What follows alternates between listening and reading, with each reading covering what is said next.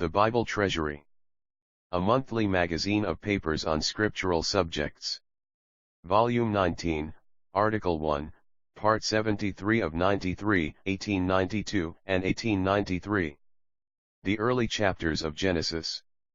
By William Kelly. Genesis 10 verse 21. The races which sprang from Shem come before us in the last place. This is quite independent of the respective ages of Noah's three sons. Ham, we know, is declared to be the little one, Genesis 9 verse 24, generally translated youngest, and chronology shows that not Shem but Japheth was the eldest. Accordingly, Leeser joins Mendelssohn in the rendering of the authorized version and the margin, not the text, of the revised version the first place assigned to Shem, in the usual formula of Shem, Ham, and Japheth, is due not to the order of birth, but to the spiritual purpose which gave Shem that position, Genesis 5 verse 32, Genesis 6 verse 10, Genesis 7 verse 13, Genesis 9 verse 18, Genesis 10 verse 1. When, however, the generations are given in detail, Japheth's sons are enumerated first, and a similar order prevails in 1 Chronicles 1. If primogeniture here in Japheth had its honor, if precocity in his rising to political place and natural power is recognized in Ham, for Shem was reserved, though named last, the honor Godward. And to Shem also were sons born, he was father of all the sons of Eber, brother of Japheth the elder, verse 21. Undoubtedly the manner of Shem's introduction is so peculiar as to arrest attention. He had descendants like the other chiefs derived from Noah. But he is specified, on the one hand as the father of all the sons of Eber, and on the other as the brother of Japheth the elder, or, great one. Of the latter enough has been said, but we may compare Genesis 14 verse 13, Abram the Hebrew, in order to understand better what seems meant.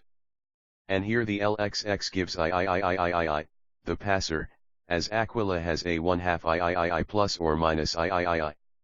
This at least gives a distinctive stamp, whereas the only tradition does it to Eber personally. The head of that people, above all distinguished among those who sprang from Shem, passed the Euphrates on his memorable way. As Joshua said to all the people at the close of his service, and a little before his death, Joshua 24 verses 2, 3, 12, and 13, your fathers dwelt of old on the other side of the river, Terah the father of Abraham and the father of Nahor, and they served other gods. And I took your father Abraham from the other side of the river and led him throughout the land of Canaan, etc. And now fear Jehovah and serve him in perfectness and in truth, and put away the gods which your fathers served on the other side of the river and in Egypt, and serve Jehovah. And if it seems evil unto you to serve Jehovah, choose you this day whom ye will serve, whether the gods whom your fathers that were on the other side of the river served or the gods of the Amorite in whose land ye dwell. Scripture thus lays stress on that fact far beyond what it does to an ancestor who does not stand out from others in the genealogical line, save as the father of Peleg and Joktan. An important event marked Peleg's days, yet it did not concern the chosen people particularly but the earth at large. That Genesis 14 verse 13 connects Abram in the passage of the eastern river, rather than his remote ancestor Eber, seems clear, for this was the regular Gentile name given to God's people by those without, not Israel but Hebrews, as we find from the earliest to later times. And it is intelligible that a tangible fact like that event would be patent and abidingly known. It is another question whether all the sons of Eber can be legitimately connected with any other person than him of whom we read in verses 24 and 25, and Genesis 11 verses 14 to 17, with the corresponding list in 1 Chronicles 1. In Numbers 24 verse 24 we have the only other reference, I think, which can be connected with it, an early prophecy which looks on to the latter day. For there comes a star out of Jacob, and a scepter shall rise out of Israel, not merely to cut in pieces the corners of Moab but to destroy all the sons of tumult. The great conflict of the future is contemplated, as nothing in the past quite meets all.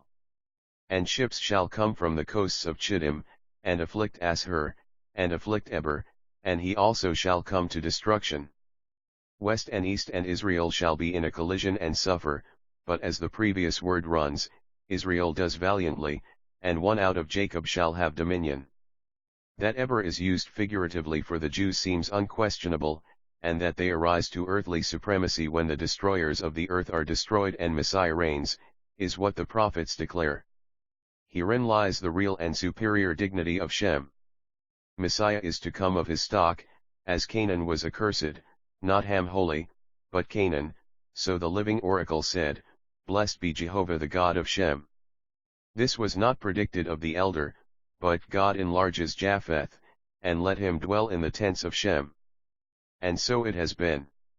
How vast in his providence the spread of that energetic race! Have they not dwelt, too, in the tents of Shem, not as mere conquerors, but, among other ways perhaps, as sharers in that blessing which was shadowed so finely in Israel's own olive tree? Here in due time would be the adoption, and the glory, and the covenants, and the law-giving, and the service, and the promises, and not the fathers merely but the Son, the Messiah with a personal dignity far beyond what Israel has owned, to their own deep loss as yet.